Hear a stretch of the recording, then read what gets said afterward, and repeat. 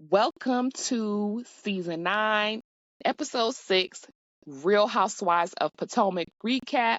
This is Ebony Ivory, the Fly Aunt. Please don't forget to like, subscribe, and comment. You can follow me on all my social media platforms, the Fly Aunt, YouTube, TikTok, and Instagram.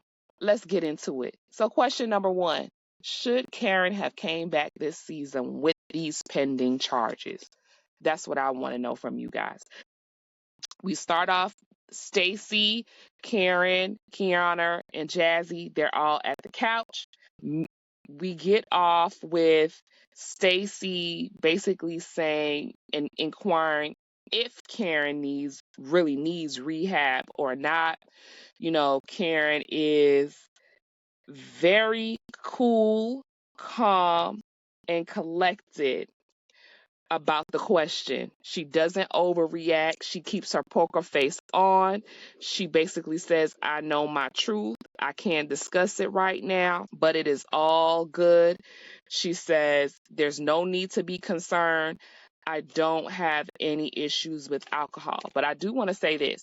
Most times, and if you watch the news heavily or lightly, when they have cases in celebrities, most cases are settled upon the contingent fact, especially like DUIs or any kind of under the influence, promising to go to a rehab or education about alcohol or drugs. That always helps with your sentencing if you are convicted or just having to do probation. So it's not uncommon to see someone say, yeah, I'm going to go to rehab or something like that, and they may not even need it. That's what happens in these types of court cases.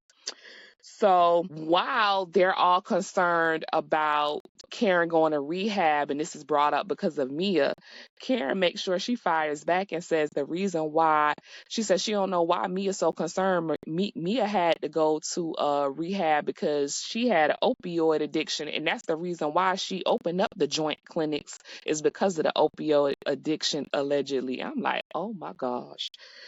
Karen went for the throat on that one. Stacy, she's acting, all appalled at what Karen has to say, like Mia didn't draw first blood. And I want to point this out.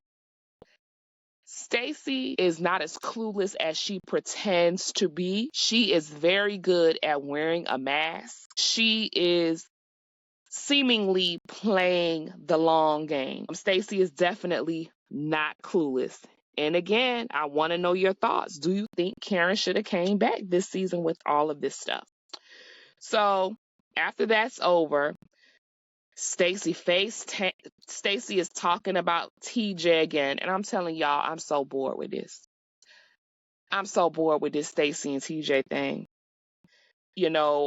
I don't think it's a real story. I don't think it's real life. How is this person your best friend for years, but your daughter Arabella had never met him?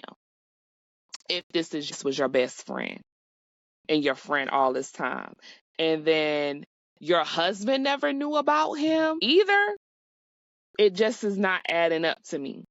So, Karen is like, when are you going to be divorced, Stacy? Stacy's like, she doesn't have any idea. Basically, they haven't come to agreement or whatever. And then she was like, well, you can probably talk to Ashley. Ashley know all about all about this stuff. And Ashley says they're in mediation. Her and Michael are in mediation right now, so it could be about 3 months before the divorce is finalized. Ashley is getting used to becoming a single mom and handling bills on her own. She's out there hustling, trying to get the money, get to the bag so that she can take care, of her 2 kids on her own.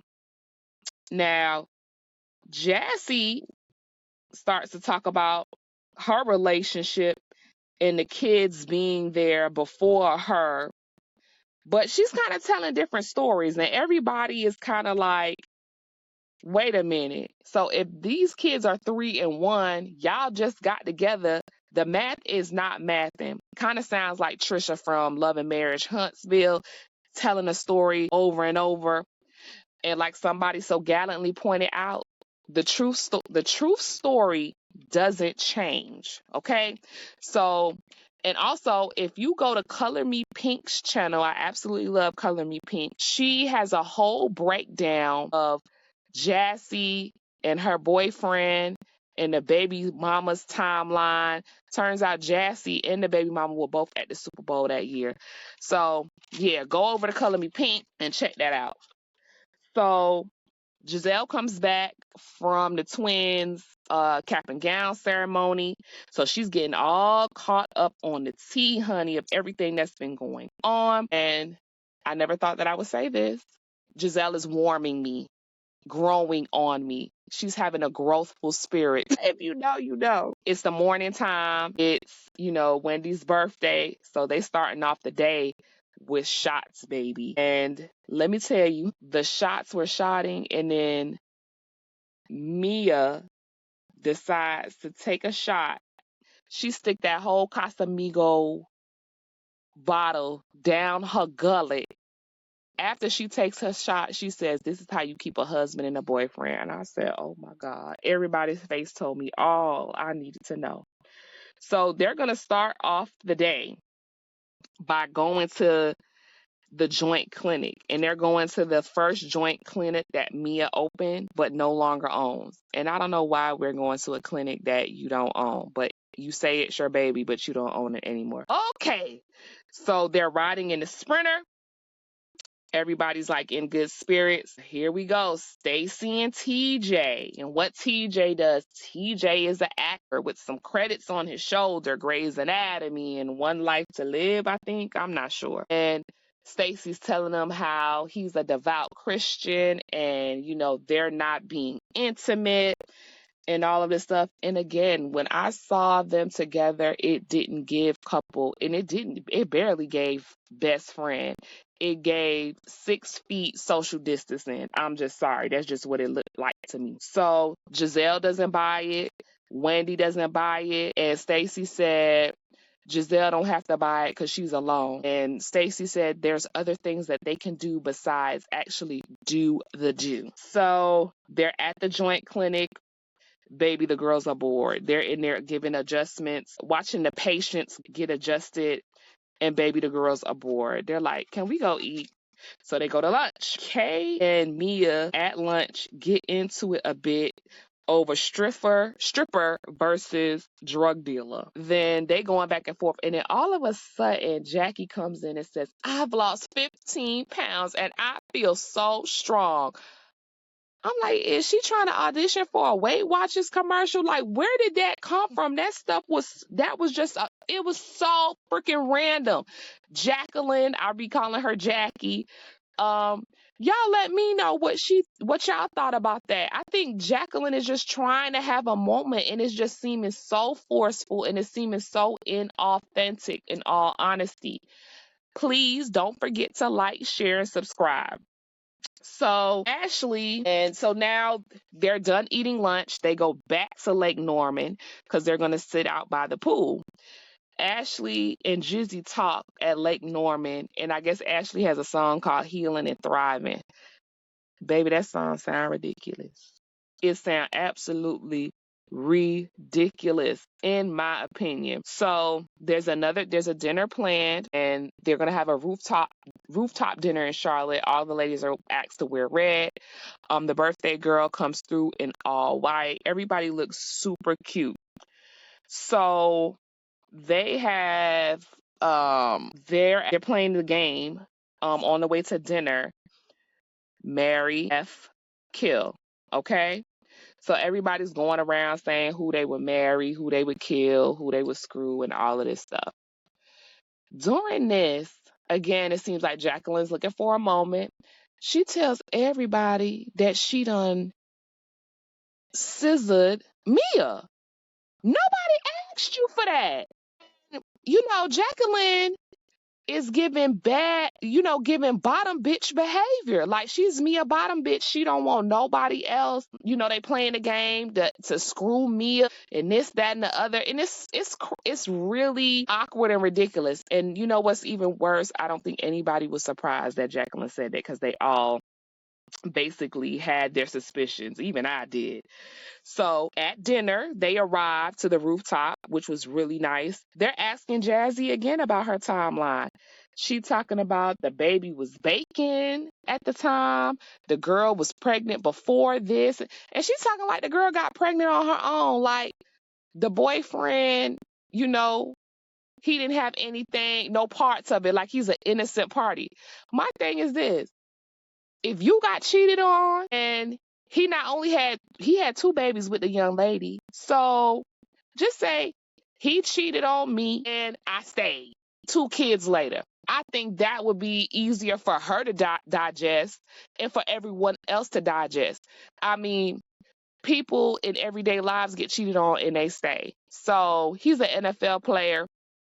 If you would just lead with that, then it would be all good. But it seems though, she may have not, realized that, yeah, this is going to be embarrassing and this is going to affect me on a national level. This is not some little web series on YouTube, baby. This is a national platform. So people are going to look into your lives. That's for sure. So everyone goes around the table at Wendy's birthday dinner and give Wendy her flowers. And everybody says really complimentary and nice things about Wendy's. And then here we go. We get to Jacqueline again. Jacqueline, even though we didn't get off to a great start, you were looking at me like, who is this? Wendy just kind of just wrapped it all up for her, like make it quick kind of thing. And I was so appreciative of that because I'm like, again, Jacqueline, what are you trying to do? It's like you want to have a moment so bad. After that, basically Stacy turns to Jassy and they want to hear about her relationship timeline again. And like I said previously, that timeline that they're given is not to be expected. It's giving Trisha like Love and Marriage Huntsville. The timeline wasn't adding up. So they leave dinner. They going back to the Lake Norman house to have a pajama jam. And that's basically the end of the episode. The next morning, Wendy wakes up. She has a really bad hangover. And everybody departs Lake Norman. For once in the last few years, they actually had a good birthday trip. I'm proud of Mia for putting this trip on. She did a spectacular job and, all seemingly went well. Give me your thoughts about the whole confirmation of Mia and Jackie's relationship. Give me your thoughts if you think Karen should have come back this season or sat out this season. Give me your thoughts on Karen saying that Mia had an opioid addiction and that's why she opened up the joint clinic. Next week episode gets even juicier and spicier. And, don't forget to like, share, and subscribe. I'm Ebony Ivory, the Fly Aunt. Follow me on all social media platforms, Instagram, TikTok, and YouTube. And I'll see you on the next recap. Auntie loves you. Bye-bye.